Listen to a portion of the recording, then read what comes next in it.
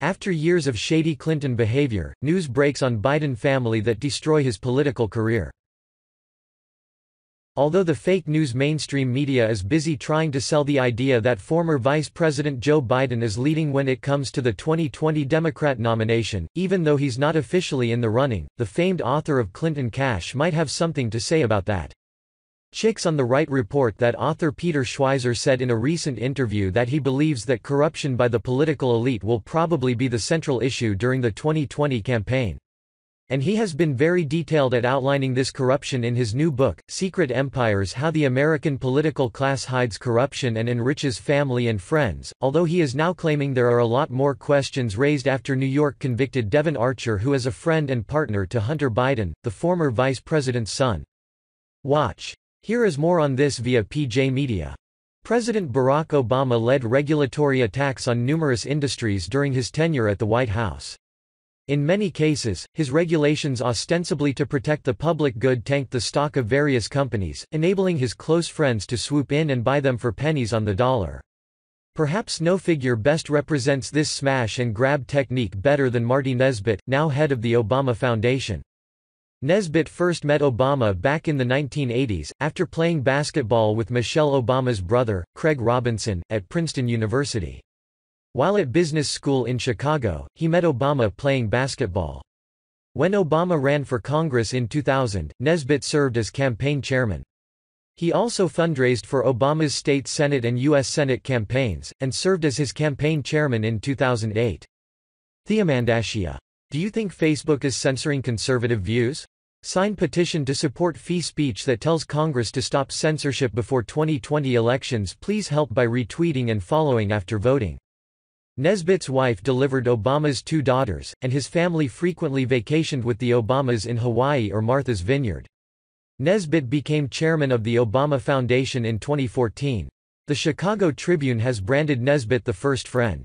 Peter Schweizer's new book Secret Empires: How the American Political Class Hides Corruption and Enriches Family and Friends details exactly how Obama's policies enabled Nesbitt to swoop in and profit after companies felt the regulatory fire of the White House. Nesbitt even formed a firm called Vistria, aimed to capitalize on the nexus of the public and private sectors.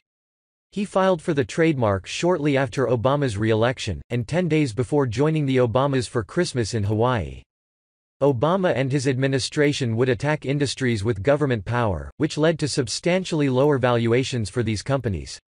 Nesbitt and Vistria, or others close to Obama, could then acquire those assets for pennies on the dollar, Schweizer explains.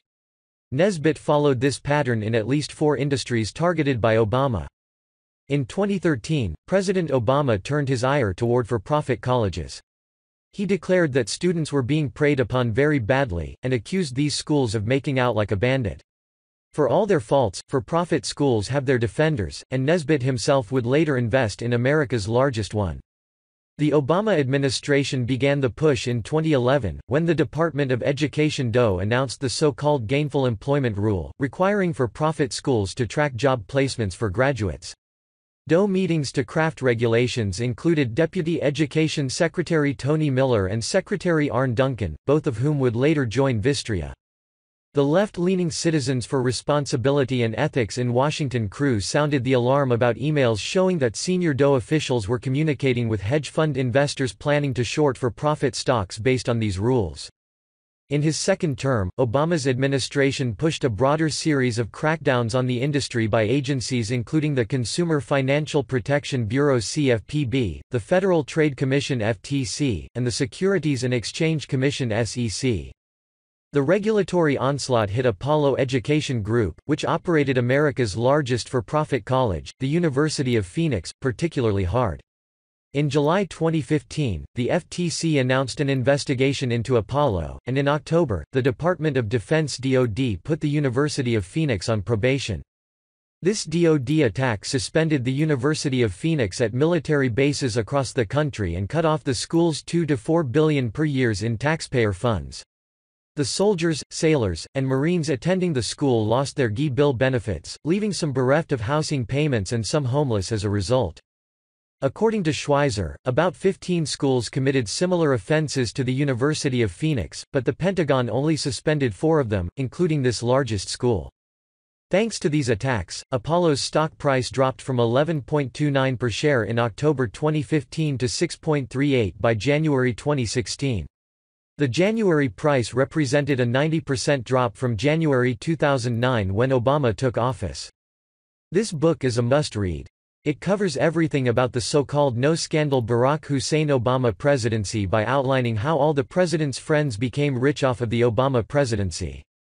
How does everyone believe a person who comes into office, and is of meager means, leaves a multimillionaire if not by corruption? And it's not only Democrats who do this. As an example, members of Congress make $174,000 a year plus expenses, but House Speaker Paul Ryan is worth almost $8 million.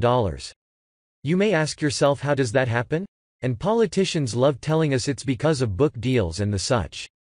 But I for one have read Paul Ryan's book, although it's not a bad read, it's not worth a value of $8 million. Nancy Pelosi makes the same $174,000 and she's worth over $120 million. I'm not sure what kind of investments these people are up to, but I really wish they would share their secret with us peons who work hard every day to pay them a salary which apparently is meager peanuts to them.